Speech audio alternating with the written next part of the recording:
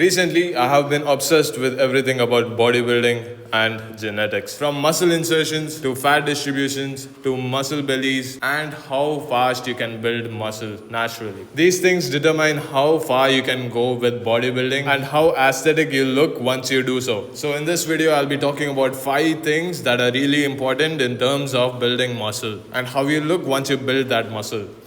The first point is the simple V-taper test. This is a simple test to check if you have a good base for building muscle and especially aesthetics. Prop your phone up at shoulder height, walk 10 steps back, record your back and draw 2 horizontal lines, one across the shoulder and the other across the waist. Now find the ratio. It's basically a test to check your shoulder to waist ratio. If your ratio is above 1.6, it's really good. If your ratio is about 1.7, you have elite genetics. Once you put on that muscle on your frame, you're going to look insane. Figure for demonstration.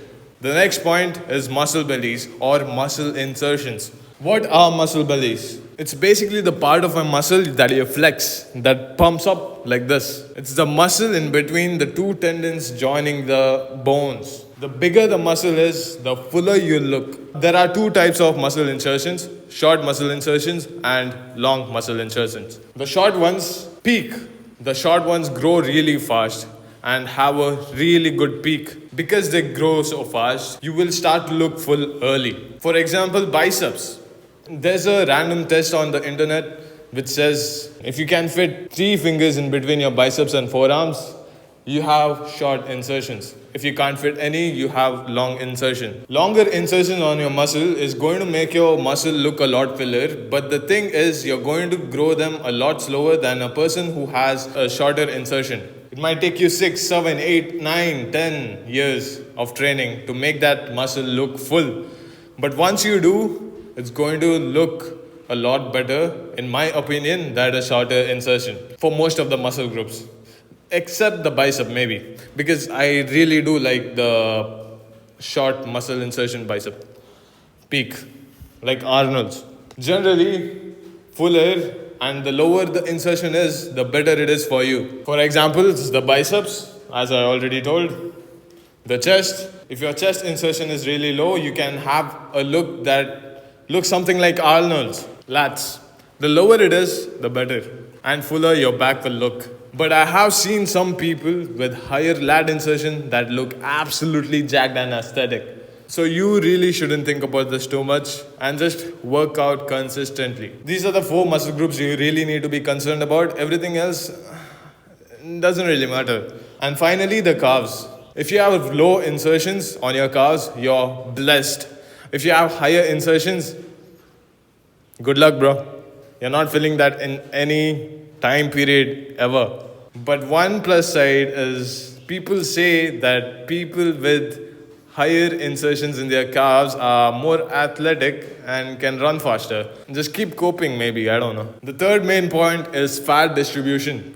Basically where your fat stores when you gain that fat. For example, I'm from India and like most of us, I store the fat in my lower abdominal area, the lower waist area, which makes it really hard to see my lower abs. Your fat can be stored in your arms, your chest, stomach, your back, your legs, your hips.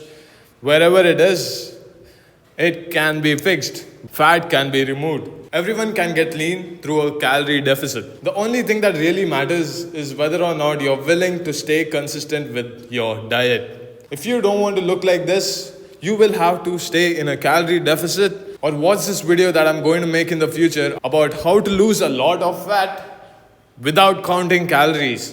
Because most of us don't even know how to count calories in the first place. I don't expect myself to count calories. Why would I expect you to count calories? It's a really depressing process. The next point is response to training. Some people gain muscle a lot faster than others.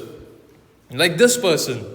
Apparently, he is natural. Some people touch weights for 2 minutes and they look jacked. Others grind for years and still see no results. That's just response to training and it's heavily genetic. Some people might take 6, 7, 8, 9, 10 years to fully pack on that muscle that is genetically, naturally limited. If you think you can't put on a lot of muscle, really fast, don't worry, because you're going to catch up with the person who is building a lot more muscle in a shorter amount of time. But the only difference you're going to see is that you're going to have to stay consistent for a longer time than he has. Here's a graph representing that. Some people put on muscle really fast and then it starts saturating. Other people put it on really slow, but the saturation comes only after a long period of time. Let's say 10 years.